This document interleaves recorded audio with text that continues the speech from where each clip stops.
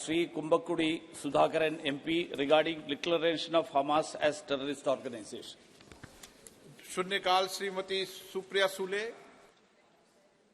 Sir, मैं आज शून्यकाल में एक बहुत इम्पोर्टेंट इशू है जो सीनियर सिटीजन्स के बारे में है।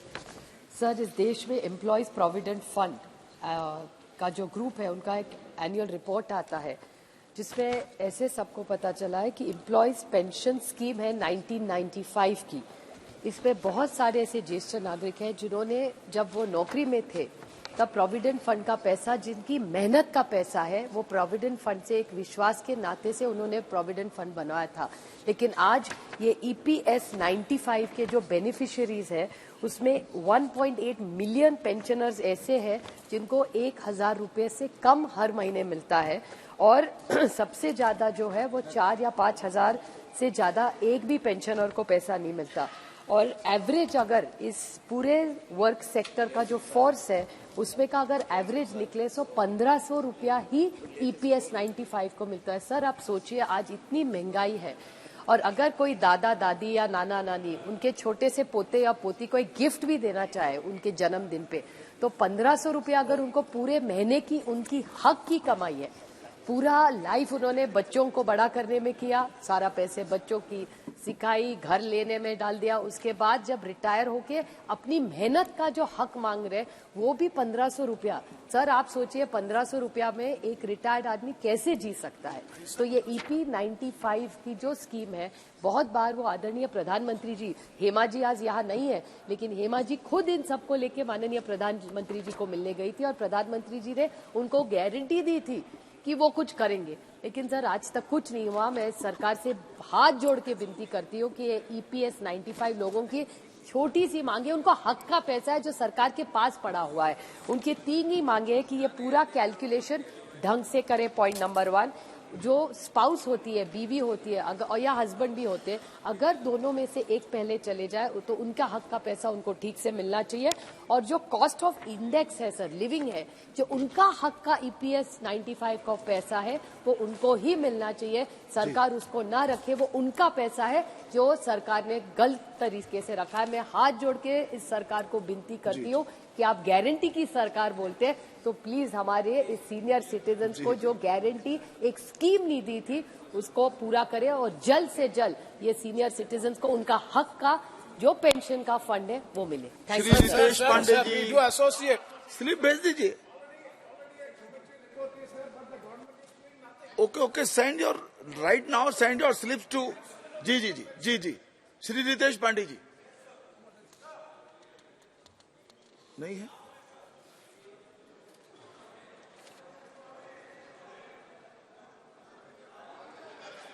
जी। बहुत बहुत धन्यवाद आदरणीय अधिष्ठाता महोदय। मेरे लोकसभा क्षेत्र अंबेडकर नगर के अंतर्गत टांडा विधानसभा क्षेत्र बुनकल बाहुल्य इलाका है। यहां प्रति माह हजारों ट्रक कपड़ा जो है प्रोड्यूस होता है, उत्पादन होता है और हजारों टन यान भी बाहर से आता है। अकबरपुर जंक्शन से टांडा तक एक रेलवे लाइन जाती है जिस पर NTPC की कोयले की गाड़ी माल ढोने का काम करती है।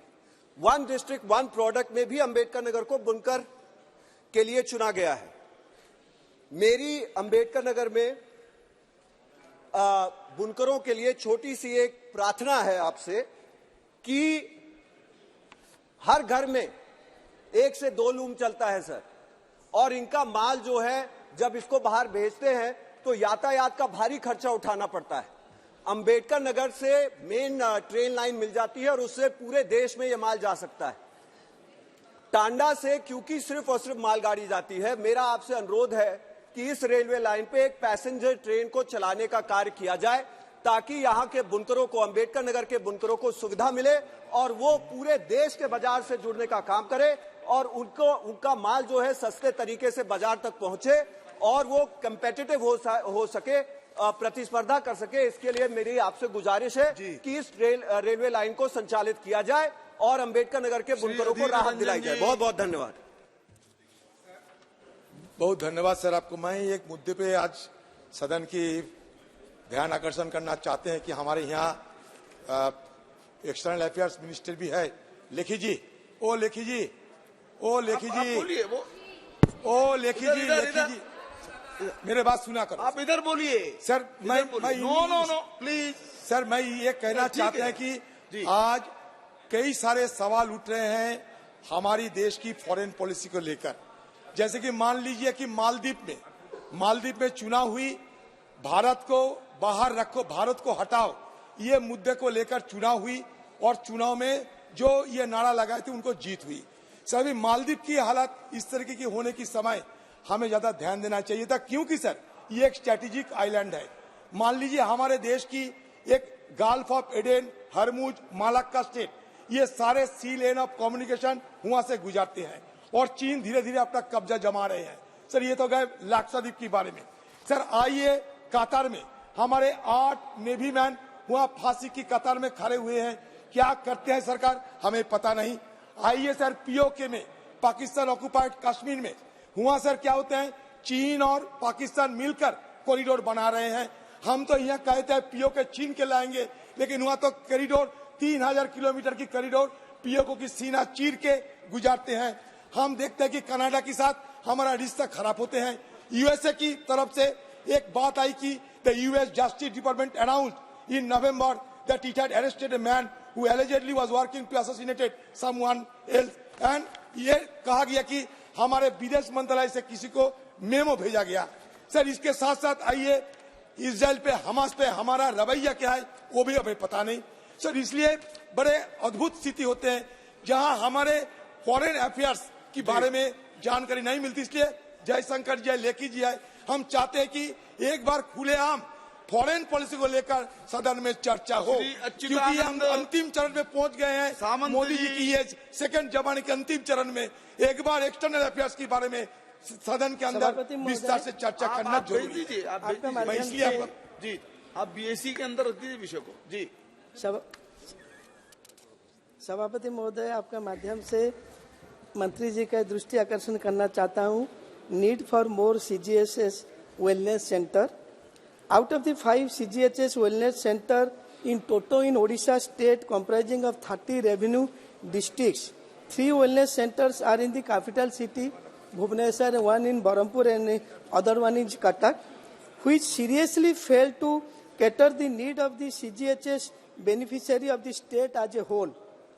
Bearing as many as 8 districts mainly in the coastal belts, the central government employees and pensionary, including the eligible beneficiary of the legislature, judiciary and press of the other 22 districts, are deprived of getting the proper CGHS facilities due to want of wellness center nearby them.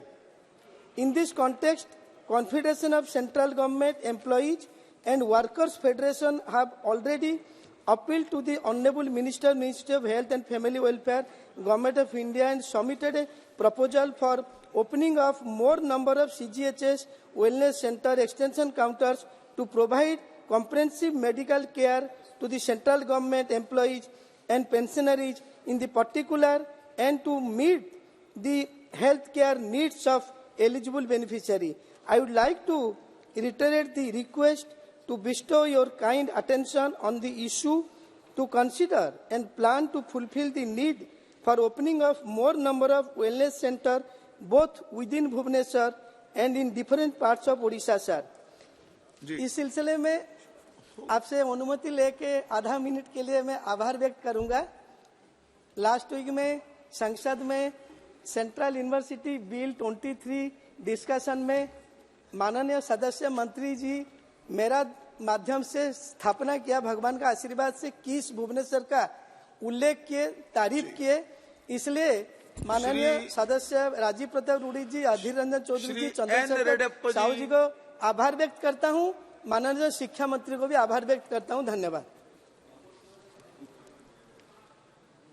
Ji. Sir. I request the government to kindly introduce a comprehensive bill to ensure cabin facilities for lactating mothers to breastfeed their infants in public places. Many mothers face challenges when it comes to finding suitable and private spaces to breastfeed in public. A bill to ensure that breastfeeding cabins in public spaces, including parks, airports, bus terminals, convention centers, auditoriums, and government buildings, is the need of the hour to redress the grievance in this regard. Provision of such a facility shall promote a breastfeeding-friendly environment and support mothers in their choice to breastfeed infants. The proposed bill may have guidelines for the design, location, and the facilities of breastfeeding cabins, taking into consideration the comfort and privacy of lactating mothers and infants. Moreover, the bill may have provisions to establish a regulatory authority to monitor the facilities, the aforementioned cabins. Thank you, Chairman. आप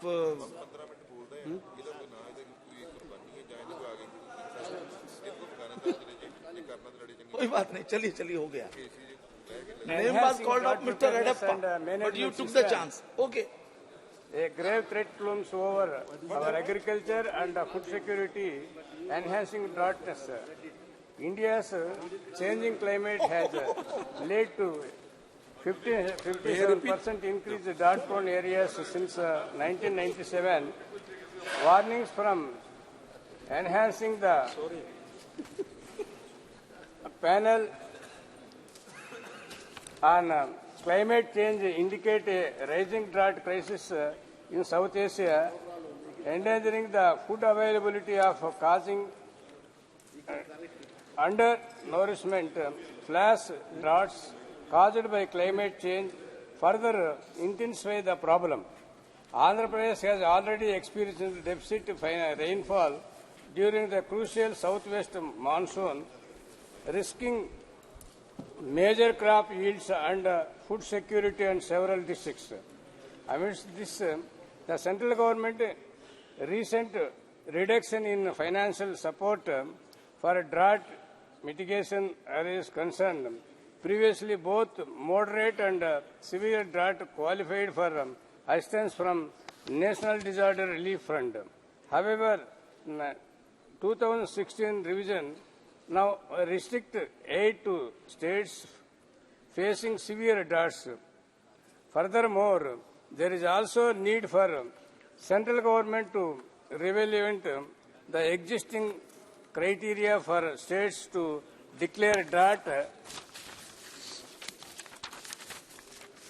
making them more responsive to reach states' unique challenges. These changes will ensure timely relief for farmers and vulnerable population.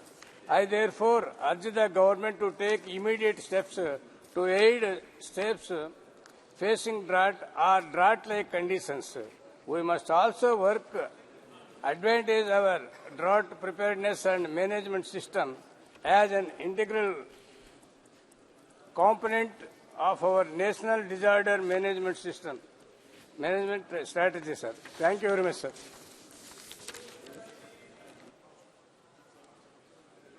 जी देखिए महोदय,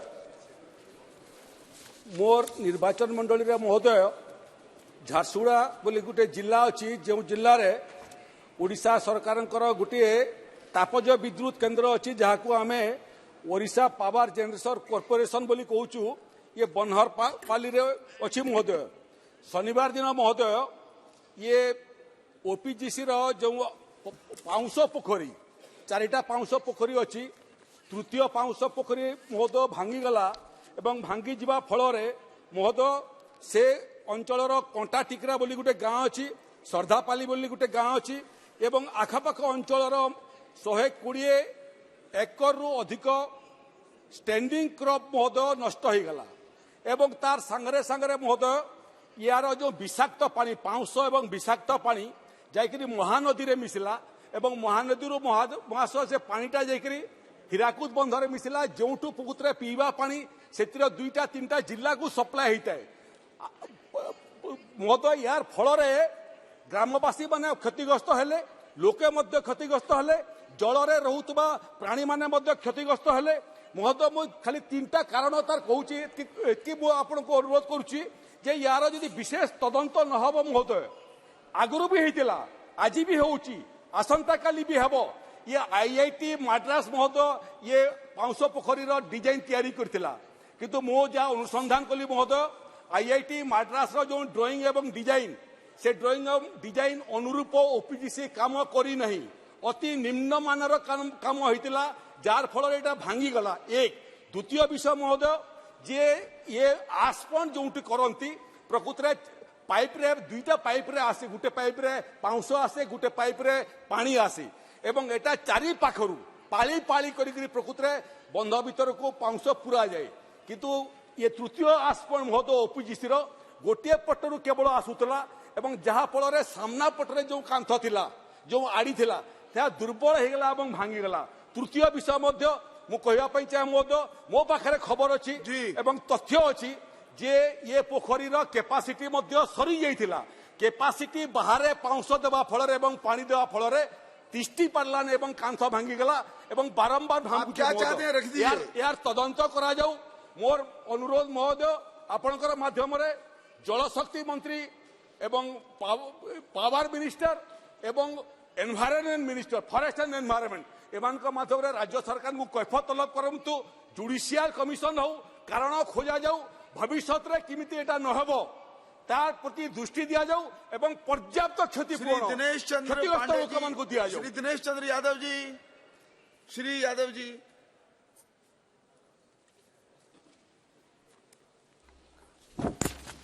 धन्यवाद सभापति महोदय। पूर्व मध्य railway Hajipur अंतर्गत सहरसा काफी महत्वपूर्ण जंक्शन है। यहाँ से भारी संख्या में रेल यात्री देश के भिन्न भिन्न कोने में यात्रा करते हैं। यहाँ रेल यात्री किराया एवं माल ढुलाई से प्रति माह आय 6 से 7 करोड़ रुपये आती है, लेकिन इस क्षेत्र के रेल यात्रियों को उस तरह की सुविधा नहीं दी जा रही है जिसके वे हकदार है। यहाँ से पटना तक रात्रिकालीन गाड़ी की सुविधा भी नहीं है। अमृत भारत स्टेशन योजना के तहत तो सहरसा का चयन किया गया, लेकिन कोई काम दिख नहीं रहा। वहाँ आवश्यकता है पटना कोटा एक्सप्रेस, पटना बेंगलुरु एक्सप्रेस का विस्तार, पटना से सहरसा तथा जनहित एक्सप्रेस का विस्तार सहरसा से बनारस जंक्शन तक। शहर के घनी आबादी गंगजला में अवस्थित रैक पॉइंट को परमिनिया हॉल्ट स्थानांतरित किया जाए। पूर्व से बने सहरसा सरवाढाला से झपड़ा टोली तक 0.75 किलोमीटर बाईपास लाइन को पुनर्जीवित किया जाए। सहरसा जंक्शन पर 3 स्टील लाइन का निर्माण कराई जाए एवं निर्माणाधीन अतिरिक्त वार्षिक पीठ का निर्माण शीघ्र पूरा किया जाए। सहरसा पटना के बीच रात्रि में गाड़ी चलाई जाए। लहरिया सराय से सहरसा 100 किलोमीटर रेल लाइन का डिटेल डीपीआर तैयार हो गया, रेलवे बोर्ड में आया है। हम मांग करते हैं माननीय रेल मंत्री जी से कि सहरसा की समस्या के साथ साथ इस रेल लाइन के निर्माण की भी स्वीकृति दी जाए और वहां के लोगों को जिससे सुविधा मिल सके। धन्यवाद जी। श्री संजय सेठ जी। सभापति महोदय, एक देश में एक ट्वीट बहुत वायरल हो रहा है। वो ट्वीट है, नोटबंदी के बाद देश में इतना काला धन और भ्रष्टाचार देखकर बहुत मन व्यथित हो रहा है। मेरी समझ में नहीं आता कि कहां से लोग इतना काला धन जमा कर लेते हैं। अगर इस देश से भ्रष्टाचार की कोई जड़ से खत्म कर सकता है, वह सिर्फ कांग्रेस पार्टी है। यह ट्वीट 12 अगस्त 2022 का है। यह ट्वीट है। अब कांग्रेस पार्टी जवाब दो, सदस्य भ्रष्टाचार नाम नहीं बोलेंगे, काला धन नाम नहीं बोलेंगे, नाम जो डिलीट कीजिएगा, नाम नहीं बोले। 500 करोड़ रुपया मैंने दे दी व्यवस्था, आप बैठ जाइए। ध्यान रखो, अरे भ्रष्टाचार ध्यान रखो। 500 करोड़ रुपया कहां से आया? जवाब दो। 500 करोड़ रुपया झारखंड खनिजों का भंडार है, लेकिन इन दिनों भ्रष्टाचार की खदान बन चुका है। ईडी गठबंधन, जवाब दो। क्यों बंद हो गया है? जवाब दो। क्यों बंद हो गया है? जवाब दो।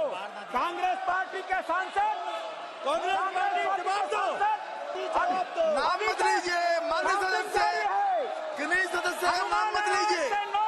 श्री संजय सेठ जी, श्री संजय सेठ जी, नाम मत लीजिए। 176 बैग में 140 बैग की गिनती हुई है, अभी भी 36 अखबार मत दिखाइए, अखबार मत दिखाइए, मैं मानता हूं अखबार मत दिखाइए, सभापति महोदय, अखबार मत दिखाइए, आपका संरक्षण चाहिए, बना कीजिए, अखबार मत दिखाइए, संरक्षण चाहिए, आपका संरक्षण चाहिए, अखबार मत दिखाइए, बैठ जाइए, आप भी बैठिए, आप भी बैठ जाइए साहब, प्लीज सिट डाउन। सुरक्षा का सवाल है, देश के गरीबों का सवाल है, आप बैठ जाइए, बोलने का मौका केवल संजय सेठ जी की, केवल संजय सेठ जी ऑन रिकॉर्ड है। गद्दारों का मुंह काला करना है। आप देखो 500 करोड़ रुपया और अभी 176 बैंक में 140 बैंक खुलने बाकी हैं। झारखंड में ईडी, बैठ जाइए, देखो, बैठ जाइए, सभापति जी, समाचार पत्र मत दिखाइए, नो, कैसे अखबार मत दिखाइए, ईडी के अधिकारियों को जान से मारने की श्री भगीरथ चौधरी जी, ईडी के अधिकारियों को श्री भगीरथ चौधरी जी, माननीय सभापति महोदय जी, बैठिए, बैठ जाइए, सब लोग बैठ जाइए, प्लीज सिट डाउन, आप बैठिए ना, प्रधानमंत्री भगीरथ चौधरी जी, जी हमारे यशस्वी प्रधानमंत्री नरेंद्र भाई मोदी जी और रेल मंत्री अश्विनी जी वैष्णव जी के समय रेल मंत्रालय जो विकास हुआ है, चाहे वंदे भारत ट्रेनें हो, आज पूरे देश भर में उसकी प्रशंसा हो रही है। फिर भी सभापति महोदय, राजस्थान प्रदेश से लाखों लोग गत 40-50 वर्षों से दक्षिणी भारत के पूना, हुबली, बेंगलोर, मैसूर, चेन्नई, इचलकरंजी, कोल्हापुर, केआरपुरम, यशवंतपुर आदि औद्योगिक एवं व्यापारिक शहरों में निवासरत होकर अपने अपने उद्योग धंधों एवं नौकरी पेशा क्षेत्र में रोजगाररत है। हालांकि कहने को तो राजस्थान से शहरों के बीच रेलवे द्वारा 9 जोड़ी ट्रेनों का संचालन कर रखा है। आप बोलिए, आप जारी रखिए, 5 साप्ताहिक एवं 4 बैठ जाइए, साप्ताहिक बैठ ट्रेनें जाइए, बैठिए, जो कि पर्याप्त नहीं है। सब लोग सभापति महोदय, कृपया सभी और बैठिए, इन ट्रेनों का राजस्व भी अच्छा है, लेकिन आश्चर्य की बात है कि 50 वर्षों में आज तक राजस्थान से दक्षिण भारत की ओर एक भी नियमित ट्रेन का संचालन नहीं हुआ है। उक्त संचालित सभी 9 ट्रेनों में काफी भीड़ होने से सीजन और ऑफ सीजन में भी आगामी 4 माह तक वेटिंग रिजर्वेशन मिलता है। मान्यवर उनके सब्र का मान जब टूटता है, जब टिकट कंफर्म होने के बावजूद भी उनके प्रदेश में आने की सारी तैयारियां धरी ले जाती है। अतः सभापति महोदय जी, मेरे आपके माध्यम से रेल मंत्री जी से निवेदन है कि जो राजस्थान से लाखों लोग जो दक्षिण भारत में रहते हैं वहाँ नियमित ट्रेनों का ठहराव हो। अतः आपसे निवेदन है कि अजमेर से संचालित होने वाली गाड़ी संख्या 16,209, 16,210 अजमेर मैसूर द्विसाप्ताहिक ट्रेन अथवा गाड़ी संख्या 16,531, 16,532 अजमेर बेंगलोर साप्ताहिक ट्रेन के फेरे बढ़ाकर अर्थात किसी एक का संचालन सप्ताह के 7 दिन कराने की एवं इस रूट पर नई ट्रेन के संचालन की सक्षम स्वीकृति अविलंब जारी करावें ताकि राजस्थान प्रवासी बंधुओं को रेल सुविधाओं का अत्यधिक समग्र लाभ मिल सके। धन्यवाद। श्री अशोक कुमार रावत जी। यह हमारे लिए प्रसन्नता की बात है कि श्रद्धेय प्रधानमंत्री नरेंद्र मोदी जी के केंद्रीय नेतृत्व में खाद्य प्रसंस्करण उद्योग को विकसित करने और ग्रामीण क्षेत्रों में रोजगार बढ़ाने के लिए देश में खाद्य प्रसंस्कृत उद्योगों की स्थापना की जा रही है। मेरे संसदीय क्षेत्र मिश्रिक के अंतर्गत संडीला के साथ साथ माधोगंज भी और तथा बिल्हौर विधानसभा क्षेत्र के चौबेपुर औद्योगिक क्षेत्र हैं, जहां लघु प्रोसेसिंग उद्योग स्थापित हैं और अन्य लघु उद्योग विकसित हो रहे हैं। इन स्थलों पर खाद्य प्रसंस्करण उद्योग स्थापित किए जाने की आवश्यकता है ताकि ग्रामीण युवाओं को रोजगार सुलभ हो सके। अतः मेरा सदन के माध्यम से अनुरोध है कि संडीला, माधोगंज, चौबेपुर औद्योगिक क्षेत्र में केंद्रीय सहयोग से फूड प्रोसेसिंग इंडस्ट्री स्थापित किए जाने हेतु समुचित कार्रवाई की जाए। धन्यवाद चेयरमैन। संक्षेप में कहने के लिए धन्यवाद आपका। डॉक्टर कृष्णपाल सिंह जी आपका भी धन्यवाद। कृष्णपाल सिंह जी जी धन्यवाद सभापति महोदय। मेरे लोकसभा गुना के शिवपुरी जिले के दहरदा तेराए से अशोकनगर जिले के बंगला चौराहे तक की दूरी लगभग 110 किलोमीटर है और उक्त मार्ग को 4 लेन करने तथा जिला मुख्यालय अशोकनगर को राष्ट्रीय राजमार्ग से जोड़ने की जनता द्वारा कई वर्षों से मांग की जा रही है। यह मार्ग 4 लेन होने से शिवपुरी और अशोकनगर के 2 राष्ट्रीय राजमार्ग NH3 आगरा मुंबई और NH 346 दिनारा से बंगला चौराहे होते हुए भोपाल मार्ग से जुड़ जाएंगे। इसके कारण ग्वालियर और दिल्ली से आने वाले वाहनों को भोपाल तक पहुंचने में कम समय लगेगा और ईंधन की भी बचत होगी। मेरे संसदीय क्षेत्र के जिला शिवपुरी में प्रसिद्ध माधव नेशनल पार्क, जिला अशोकनगर में प्रसिद्ध ऐतिहासिक नगरी चंदेरी में प्रसिद्ध जैन तीर्थ स्थल थुबौंजी, ईसागढ़ में आनंदपुर ट्रस्ट और प्रसिद्ध धार्मिक स्थल करीला धाम है। जिला अशोकनगर में 1 लाख की अनाज मंडी है जहां पर शरबती गेहूं का काफी उत्पादन होता है और पूरे देश में इसका निर्यात होता है अथवा व्यापारियों को दूरस्थ जिलों में जाना आना पड़ता है। अशोकनगर जिले में जनजातीय समुदाय की काफी संख्या में ग्राम हैं जिनके विकास के लिए भी इसको राष्ट्रीय राजमार्ग से जोड़ना अनिवार्य है। मेरा सरकार से अनुरोध है कि माननीय प्रधानमंत्री गति शक्ति योजना के तहत दहरदा तेराए से बंगला चौराहे तक 4 लेन मार्ग का निर्माण किया जाए जिससे जिला मुख्यालय अशोकनगर को राष्ट्रीय राजमार्ग से जोड़ने की स्वीकृति प्रदान कराएं। धन्यवाद। डॉक्टर विनायक राव जी।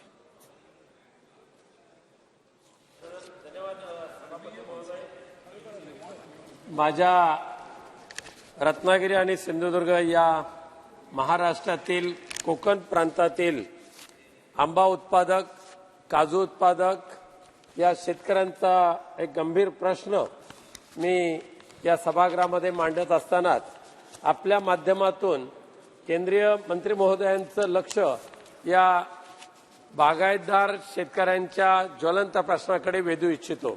सभापती महोदय, मागची काही वर्ष ही कोकणामध्ये सातत्याने नैसर्गिक आपत्तीने ग्रस्त झालेली अशी वर्ष आहेत। गेल्या वर्षी नैसर्गिक आपत्ती आली, या वर्षी नैसर्गिक आपत्ती आली, अवकाळी येणारा पाऊस, बदलणारं हवामान, या नैसर्गिक आपत्तीमुळे जगप्रसिद्ध असलेला रत्नागिरी, देवगड या भागातला आंबा आणि त्याच भागातले पूर्ण कोकण प्रांतातला काजू ह्या दोन्ही फळांवर विपरीत परिणाम होतो सभापती महोदय। आणि वर्षभराची कमाई ज्या फळांवर आंबा आणि काजूवर अवलंबून असतं हेच उत्पादन जर त्या वर्षभरामध्ये आलं नाही तर तिथला बागायतदार वर्षभर राबतो, लाखो रुपये खर्च करतो, विमा काढतो, त्या सर्वांवर त्याचं पाणी पडतं आणि शेतकऱ्यांना कर्जबाजारी व्हावं लागतं, बागायतदारांना कर्जबाजारी व्हावं लागतं। सभापती महोदय, आज रत्नागिरी जिल्ह्यातील हे आंबा उत्पादक हे आपल्या मागणीसाठी उपोषणाला बसलेले आहेत। मागच्या काही वर्षापासून केंद्र सरकारकडे, राज्य सरकारकडे त्यांच्या न्याय मागणीसाठी आणि त्यांना आर्थिक सहाय्यता मिळण्यासाठी सातत्याने निवेदन देतात, पण दुर्दैवाने त्या आंबा उत्पादक शेतकऱ्यांना, आंबा उत्पादक बागायतदारांना, काजू उत्पादकांना सुद्धा कोणत्या परिस्थितीत, कोणत्या पद्धतीचं नैसर्गिक आपत्ती येऊन सुद्धा नुकसान भरपाई मिळू शकली नाही। सभापती महोदय, आज असं आहे की सभापती महोदय, गेल्या वर्षी सुद्धा आंब्याचं उत्पादन अवघं 15% झालं आणि हे 15% झालेलं जे उत्पादन जे आहे ना हे दापोली कृषी विद्यालयाच्या अहवालानुसार सिद्ध झालेलं आहे। काजूचं उत्पादन सुद्धा तसंच आहे सभापती महोदय। या वर्षी सुद्धा मोहोर आला, परंतु हवामानामध्ये बदल झाला, मध्ये पुन्हा पाऊस आला आणि पूर्ण मोहोर गळून गेला, सुकून गेला। या वर्षी सुद्धा आंब्याचं उत्पादन 10 ते 12% पेक्षा जास्त येण्याची शक्यता नाही सभापती महोदय। पण माझी विनंती आहे, पीक विम्याचा जो रक्कम आहे हे सगळे बागायतदार भरत असतातच, पण पीक विमा योजने कंपन्यांकडून सुद्धा या आंबा आणि काजू बागायतदारांना थातुरमातुर उत्तरं दिली जातात, त्यांना प्रतिसाद दिला जात नाही। 50 रुपये, 200 रुपये, 500 रुपये एवढी नुकसान भरपाई दिली जाते. आणि त्याचबरोबर सरकारने जे जाहीर केलं होतं, केंद्र आणि राज्य सरकारच्या माध्यमातून, जर त्या वर्षामध्ये तेवढं उत्पादन झालं नाही तर सुमारे 15,000 रुपये पर कलम, एका प्रत्येक कलमामागे 15,000 रुपयाचं अनुदान दिलं जावं, अशा पद्धतीची मागणी तिथले आंबा उत्पादक करतायत. महाराष्ट्राच्या मंत्री महोदयांनी ते मान्य केलं होतं, पण दुर्दैवाने अद्यापही त्यांच्या पदरामध्ये काही पडलं नाही.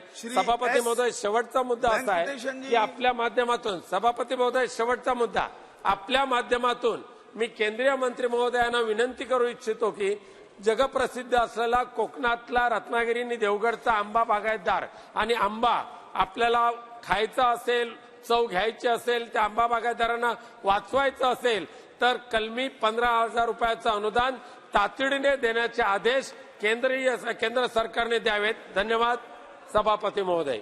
வணக்கம். கடந்த 47 ஆண்டுகளாக இல்லாத அளவு பெரும் மழை வெள்ளத்தால் சென்னை, செங்கல்பட்டு, காஞ்சிபுரம், திருவள்ளூர் ஆகிய 4 மாவட்டங்கள் கடுமையான சேதத்துக்குள்ளாகி இருக்கிறது.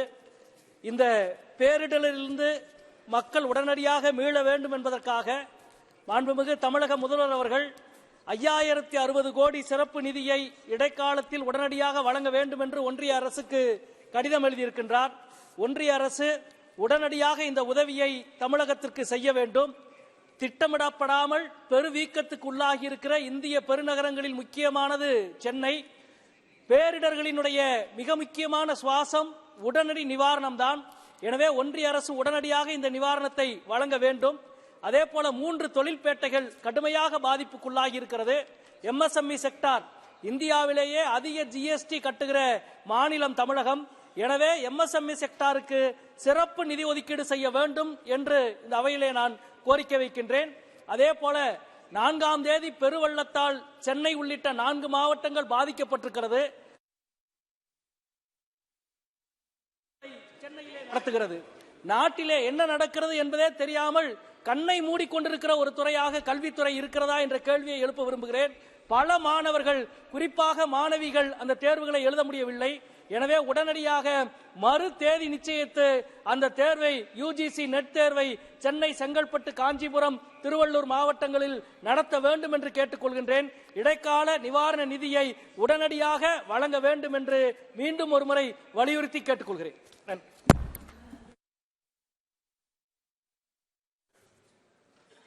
श्री राठौड़ जी.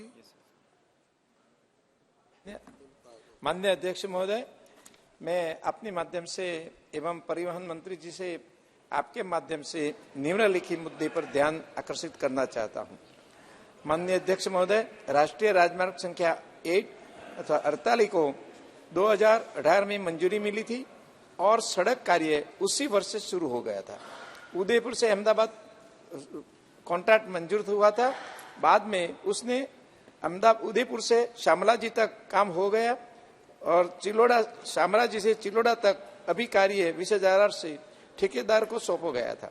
लेकिन इसके 6 सालों बावजूद अभी तक पूरा नहीं हुआ है. उसके बराबर उदयपुर से शामला जी रोड का कार्य पूरा हो गया था, लेकिन अहमदाबाद रोड का कार्य 4 सालों से अधूरा है. मैंने बारंबार उसके निम्नलिखित बात भी की थी, पर अभी तक कुछ हुआ नहीं था. इसलिए अभी उसका 4 ओवरब्रिज बाकी है, काफी बाकी साइड रोड बाकी है, रेलवे ओवरब्रिज बाकी है, जिसके बावजूद ठेकेदार को खिलाफ कोई कार्यवाही नहीं हो रही है. तो मेरी कृपा से आपके माध्यम से रजूआत है कि उसको ठेकेदार को कुछ शिकायत करे और उसको कड़क हाथे से काम करके मेरा जल्द से काम पूरा करे. श्री सप्तगिरी उलाका जी. धन्यवाद chairman sir for allowing me to raise a very important issue about irregularities and mismanagement of Machkund power generation project. Sir, this project was established at Machkund in the district of Koraput, Odisha, in my parliament segment, by the joint venture of Andhra Pradesh and Odisha. It was around 70 and 30% power sharing was done. Sir, it was established some 50 years back, and the understanding was after 50 years, the power sharing would be like 50%, 50%. But the superintendent engineer of this particular project of Andhra Pradesh government, they're not listening to any of the demands of Odisha government. The sharing is still 70-30, and they've been working unanimously without consulting the state government. Sir, I have 3 points which I want to pointedly raise to you. The first thing is, there was a medical center at Anka, Delhi, which was established under the Majkund project, but unfortunately this has been outsourced on a contract basis to a private player. There no proper care has been taken for, and this medical center is now defunct because of the mismanagement of this particular project authorities. Second, there was a guest house in Visakhapatnam. Jagdamba Junction is a prime location. There was a guest house. It was supposed to take care of the employees and the people of the periphery area who will come for medical needs to Visakhapatnam. But unfortunately, this has been leased out by the Andhra Pradesh government without any consultation with Odisha government. So the third and important point is, Majkund is also a famous place as a tourist spot where number of foreigners and visitors come every day. There was a winch which was an adventurous journey to take through the plant, but that has also been closed. Sighting like this has been damaged. There is no effort to repair this winch by the authorities. Sir, through you, I would like to urge upon the ministry to take urgent action so that this mismanagement will be taken care of and the sharing, which was 50% Odisha and 50% Andhra Pradesh, will be restored back. Thank you so much, sir. Bashir, sir. Sir, thank you very much, sir. Sir, I wish to draw the kind attention of the government to you, sir, with regard to the hardship faced by people in my constituency as a result of wrong kind of construction in the NH. Sir, NH work is progressing. Actually, we are all desirous to get it done at the earliest. Sir, in fact, authorities are creating a lot of confusion because of the lack of crossing facilities there. So we all know that there must be crossing facilities, sir. They were giving an assurance that within a distance of 2.5 kilometers, underpassage will be constructed. But nothing is done that, sir. The most affected area is Randatani, Pudupannani, Kodichana, Kuttipuram, and between Kuttipuram Bridge and Aingaram areas. So from all these places, the sorry state of affairs is that people cannot cross. Not only that, sir, it is very difficult to go to schools and the hospitals and worship places, even to bring dead bodies to the burial ground. That is such a situation. We have represented several times, sir, but they are not hearing in any kind of thing, sir. Even though the authorities, as I told in the beginning, they have assured that they will solve the problems, but it is aggravated, sir. It's emergent intervention of the government is very much required in this, sir. Even though we have made several meetings at the regional level, they have not taken any initiatives. So what I am humbly submitting is, considering the hardship and difficulties of the people, government should come up urgently to solve the issue and redress the grievances of the people. This is my humble submission. Shri Pushpendra Singh Chandel ji.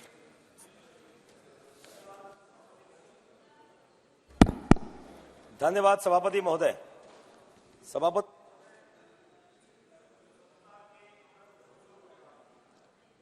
देश को विकसित बनाने के लिए मोदी जी की guarantee के साथ अनेक जन कल्याणकारी कार्य केंद्र सरकार द्वारा किए जा रहे हैं।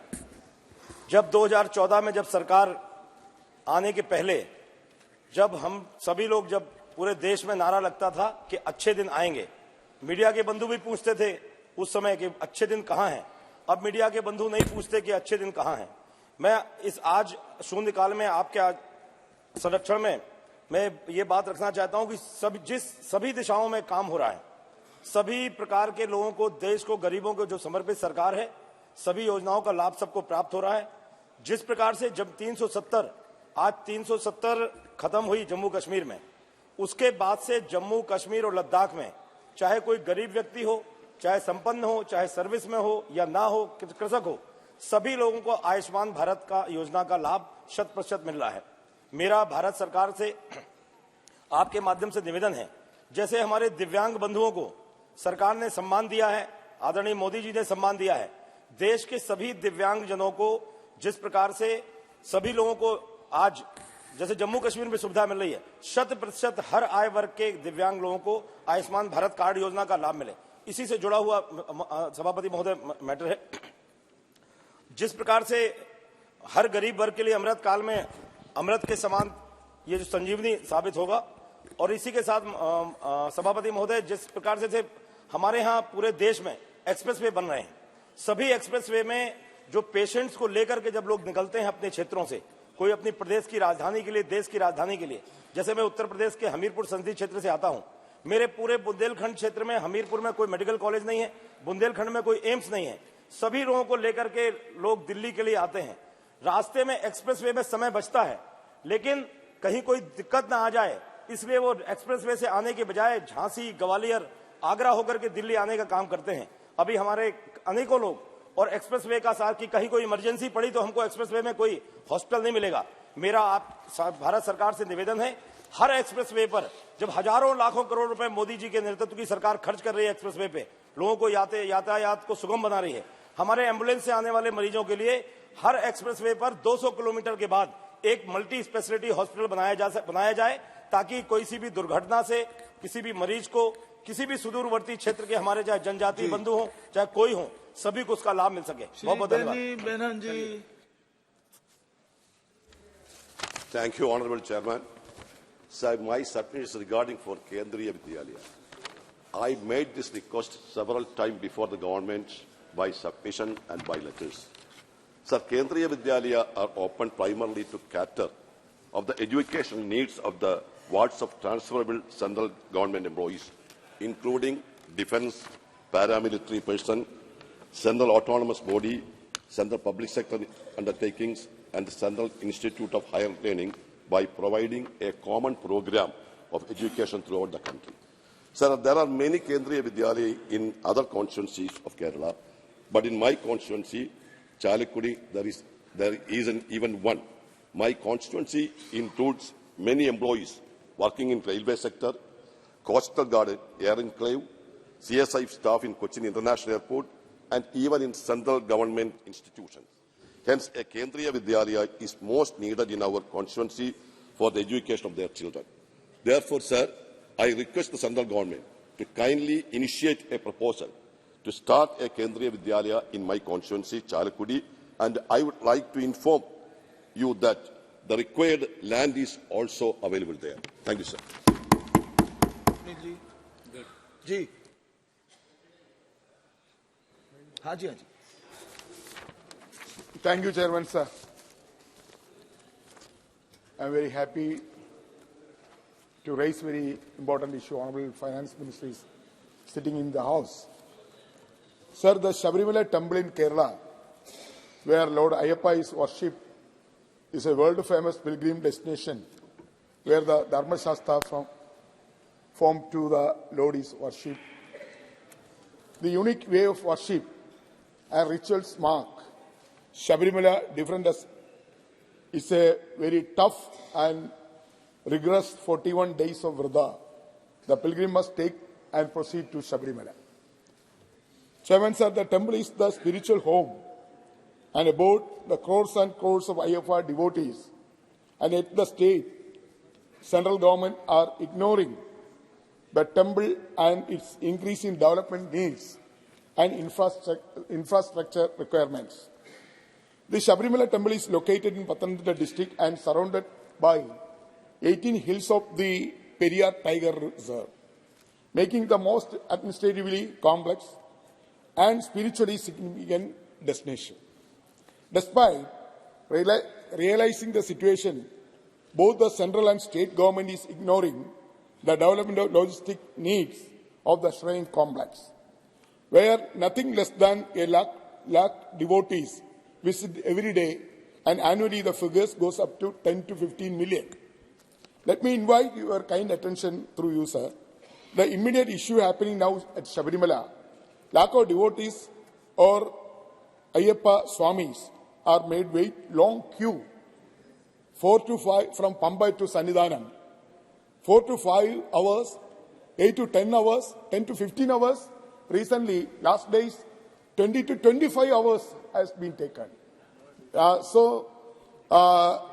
These significantly managed to crowd at all. The shocking attitude by the state government is sure sign of carelessness and total lack of planning and demand forecasting to control inflow and exit the devotees. The fundamental reason for this current situation is the complete lack of development projects for Sabrimala that resist the paper alone. I am completing. It's a very important. Yes. In this situation, I would also point out that lack of attention the Sabrimala master plan, wherein projects like Ratthavalams announced by the government are stuck as only 25 to 30% of the work has progressed even after years. The master plan projects including construction of Pamba rescue bridge, very important, rescue bridge, and development of core area and vehicle parking area at Nilakal, and laying of a drinking water pipeline from Kunnar Dam are nowhere completed, let alone conceptualized. Let me also state that the physical progress of various projects in master plan are not at all being rapidly executed. Sir, in this total lack of commitment and dedication towards completing master plan and pilgrim management system, defeats the idea of relaxed pilgrimage of devotees who came from all the states including Tamil Nadu, Andhra Pradesh, Telangana, Karnataka and other parts of India and also other parts of the world. In the present scenario, I would also invite the attention through you, sir, that 11-year-old girl died unable to withstand huge crowd and lengthy queue. Okay. I must warn the government that any time disastrous stampede could happen and there is hardly and police force present or health service adequate manage the huge crowd. I would ask the government to further take steps to developing the ITBP battalion that is near by the Sabrimala, Noornad, can also use the security of the devotees. In conclusion, sir, I would urge the government to immediately consult with the state government to assess the situation and offer all support for managing the situation and the fast track all development projects sanctioned, allocate forest land so that the facilities of pilgrim are proper and they may comfortable. Okay. Thank you, madam. Thank you, Chairman, sir, and also Honorable Finance Minister. अध्यक्ष जी, बहुत बहुत धन्यवाद, आपने बोलने का मौका दिया, पर मेरी प्रार्थना जितना सुरेश जी को टाइम दिया उतना ही देना, बीच में काट दिया था आपने। सर, मैं अपना एक तो सब्जेक्ट चेंज करना चाह रहा हूँ। पिछली बार मैंने गन्ने का रेट बढ़े और बकाया दिलाया जाए था, क्योंकि वो 3 दिन पहले बोल चुका, तो मुझे इजाजत दी जाए सब्जेक्ट चेंज करने की। साहब, पूरा पश्चिमी उत्तर प्रदेश खास करके पूरे उत्तर प्रदेश के किसान बहुत परेशान हैं एक समस्या से। गौ माता हम भी बहुत सम्मान करते हैं और दुनिया में अगर कोई भी गाय माता का सम्मान करता है तो मैं सबसे पहले उसका सबसे ज्यादा सम्मान करता हूं और सरकार की भी सराहना करता हूं कि गौ माता के लिए जितना बढ़ावा दिया जा रहा है ये बहुत ही अच्छी बात है। मैं सरकार की, उत्तर प्रदेश के देश की सरकार की प्रशंसा करता हूं, पर उसमें एक दिक्कत आ रही है साहब। जो गाय हैं जो बूढ़ी हो जाती हैं और जो दूध नहीं देती हैं, वो जो किसान के काम की नहीं है, वो बाहर जो घूम रही हैं और उनका जो एक जगह बनाई गई है हर जिले में, वो पूरी तरह देखरेख नहीं हो रही है। और जहां उनका, साहब मैं बीच में मत रोक देना साहब, बस, तो उनको एक बाउंड्री में जो रखा जा रहा है, एक तो उनका इलाज कराया जाए, देखरेख करी जाए और वो बगैर देखरेख के ना घूमे। और इसमें एक और समस्या साथ साथ आ रही है, जो उनको बछड़े के हैं, बैल के हैं, बिजार के हैं, सांड के हैं, वो जो खुले हुए घूम रहे हैं उनकी भी व्यवस्था करी जाए। नहीं तो 40-40, 50-50, 100-100 के ग्रुप में जब वो घूमते हैं और जिधर भी रात को निकल जाते हैं, किसानों की फसलों को पूरा चट कर जाते हैं। किसान बहुत परेशान है, किसानों को बहुत नुकसान हो रहा है। इसलिए प्रदेश की, उत्तर प्रदेश की सरकार और देश की सरकार आपके माध्यम से मांग करता हूं कि उनकी ऐसी व्यवस्था करें, वो भी सुखी रहें और उनका भी ध्यान रखा जाए और किसानों की फसल का नुकसान ना हो। साहब, बहुत बहुत धन्यवाद। अब मैं सूची के बाहर नाम बुला रहा हूं, 1 मिनट में बोलेंगे तो अधिक माननीय सदस्य इसमें बोल सकेंगे। धन्यवाद अध्यक्ष जी। मैं इंदौर का एक महत्वपूर्ण विषय आपके माध्यम से उठाना चाहता हूं। इंदौर सिर्फ स्वच्छता में नंबर 1 नहीं है, इंदौर स्मार्ट सिटी में भी नंबर 1 है, एयर इंडेक्स क्वालिटी में भी नंबर 1 है, आयुष्मान भारत में भी इंदौर नंबर 1 है, मातृत्व वंदन योजना में भी इंदौर नंबर 1 है। माननीय प्रधानमंत्री नरेंद्र मोदी जी के नेतृत्व में महाराष्ट्र में इंदौर एक उम्मीदों का शहर बन गया है। इंदौर की ग्रोथ रेट देश के अन्य शहरों से बहुत आगे है। मैं इंदौर के एक ऐसे विषय को आपके सामने लाना चाहता हूं कि इंदौर के एयरपोर्ट की विस्तारीकरण की अब आवश्यकता है। माननीय मंत्री जी से मांग करता हूं कि आने वाले 50 सालों में इंदौर एयरपोर्ट का विस्तारीकरण और इंदौर एयरपोर्ट को इंटरनेशनल एयरपोर्ट का दर्जा दिलाने हेतु कार्रवाई करें। धन्यवाद। श्री रवनीत सिंह बिट्टू जी।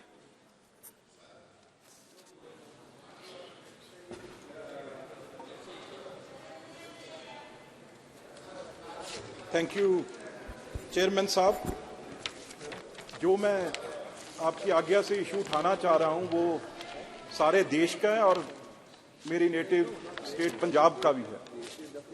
सर, वैसे सब खबरों में, सब चैनलों में ये सुनने में आ रहा है, अभी FBI डायरेक्टर हैं जो वो इसी हफ्ते विजिट कर रहे हैं सर हमारा देश। सर, अगर मैं कहूं बहुत कन्वेंशंस हैं, चाहे वो डिप्लोमेटिक रिलेशंस की हों सर, चाहे वो बायलैटरल रिलेशंस की हों सर। सर, हमारा देश हम रिस्पेक्ट करते हैं सर, हम वैल्यू करते हैं, लेकिन सर अगर वन वे ट्रैफिक होगा तो सर ये कैसे चलेगा। इसलिए सर जो मैं बात आपके सामने रखना चाह रहा हूं सर मैं आई फेल टू अंडरस्टैंड 26 बार हम लगातार इस जोकर, इस क्लाउन जो पन्नू है उसके बारे में हम अमेरिका को लिख के दे चुके हैं सर। लेकिन वो कहते हैं परफेक्ट प्रूफ चाहिए, एब्सोल्यूट प्रूफ चाहिए। वो हमें तो समझ नहीं है कौन सा प्रूफ है सर। दूसरा, मैं एक बात आपके ध्यान में लगाऊं, फादर लाइक सन सर। इसी तरीके से सर 1982 में जब सरकार ने लिखा था, उस टाइम सर मास मर्डर, सबसे बड़ा मास मर्डर अगर कहीं हुआ अमेरिका कनाडा में तो सर वो कनिष्क एयरलाइन जिसमें 300 से ऊपर लोग मारे गए थे, उस टाइम भी सर बार बार हमारे देश ने बोला और कैनेडियन पुलिस ने इसे इग्नोर किया, बिल्कुल इग्नोर किया। उनके बार बार हमारे कहने पे जो सर उनकी पुलिस है, जो वहां की, मैं अभी यहाँ पे पढ़ रहा था बिट्टू जी संक्षेप में सर, एक जो मास मर्डर सर वहां की RCMP जो रॉयल कैनेडियन माउंटेड पुलिस है सर, उसने उस पर बिल्कुल अमल नहीं किया और सबसे बड़ा मास मर्डर सर हुआ। और दूसरा सर अब जो हो रहा है, अब सर आप इस पार्लियामेंट में बैठे हैं सर, वो एक जोकर पन्नू वो हमारी पार्लियामेंट उड़ाने की बात करे सर। 13 तारीख को वो कह रहा है भी हम पार्लियामेंट उड़ाएंगे और एयर इंडिया, जो भी एयर इंडिया में एयरलाइन पे चढ़ेगा वो हम जिम्मेवारी उसकी होगी, अब वो एयरलाइन हमें उड़ा देंगे। जी। सर आखिरी बात सर, क्या मैं ठीक कहता हूं भी हमारा किसी के देश में कोई इंक्वायरी चल रही है, किसी को मारने का, कोई ना मार रहा है, ना कोई हक है, ना हमारा ऐसा देश है। लेकिन सर अगर वो नहीं यहां पे लाया जाता, जो स्पेशली दो जो देश है कनाडा और अमेरिका कर रहे हैं, हमारे नौजवानों को सर जिसको पता ही नहीं है उनको $100 देके सर दीवारों पे खालिस्तान लिखवाते हैं और बाद में NIA उनको पकड़ के ले जाती है। सर MEA जो सर हमारी मिनिस्ट्री ऑफ फॉरेन अफेयर है, वो ये केस, जबरदस्त केस पुट रखे जो कार्यवाही, और ये सिंगल विंडो नहीं है भी उनकी सुनी जाए। हमारा देश कोई कमजोर देश नहीं है। आज हमारे देश की बात होगी